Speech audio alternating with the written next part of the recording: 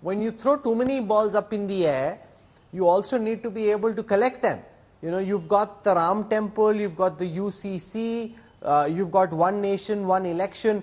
All of this, especially one nation, one election, will have a counter reaction from other parties. For example, would Naveen Patnaik or a Jagan Reddy, who've been on the margin supporting the BJP government, now crucial opportunities, be as enthusiastic about one nation, one election? Because, you know, does it necessarily suit them?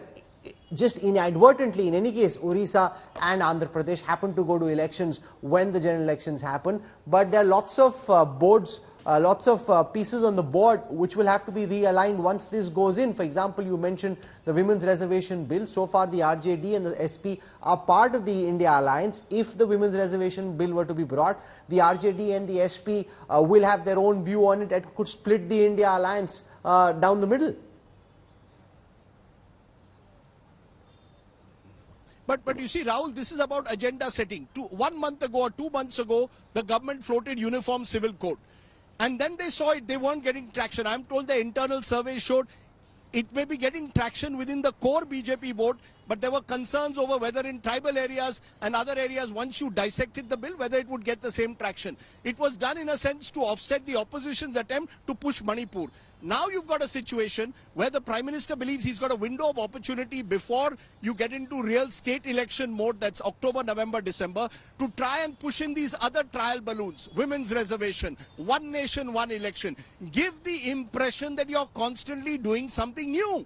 That's been the way Mr. Modi does his politics. I keep maintaining, I don't think the opposition recognizes the kind of political animal they are confronting. Mr. Modi is a politician with whom you can expect the unexpected. He will constantly be seen to be doing things to push the opposition on the defensive. Hence, he's throwing this idea of a special session where he hopes to, after what happened in the no confidence motion, where the government was for a large part on the defensive on Manipur, can he now be on the aggressive with Chandrayaan, with G20, with a decent GDP growth rate figures coming in, suggest that India is a nation on the move and give a more positive signaling ahead of the festive season.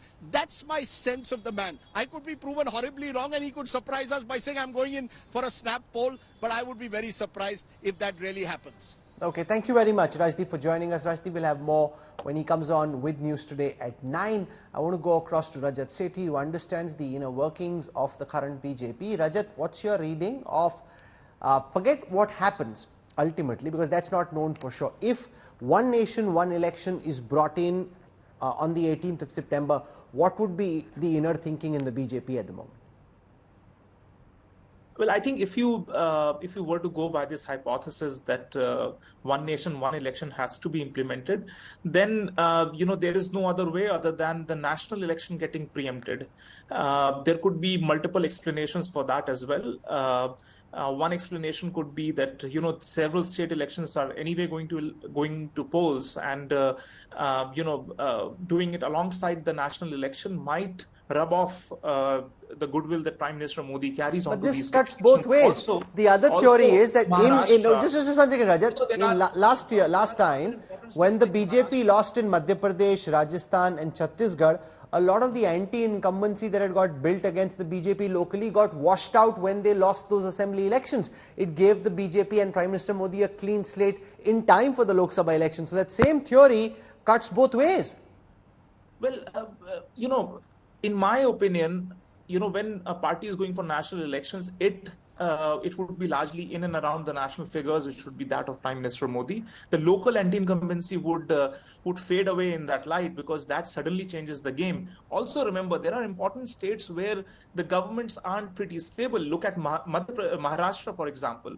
Look at other similar states which might, want to en masse resign and ensure that they all go together with the national election. So if that hypothetical situation is in the realm of possibility, then I believe that few more states will join the bandwagon and would want to go for, at least if we see a healthy mix of 5, 6, 7 additional states come together. We can have Jammu Kashmir, by the way, which might also go preemptively along with the national elections. So if there is a solid a number of states, one nation, two elections can also be within the realm of possibility, if not all the states coming together in one go.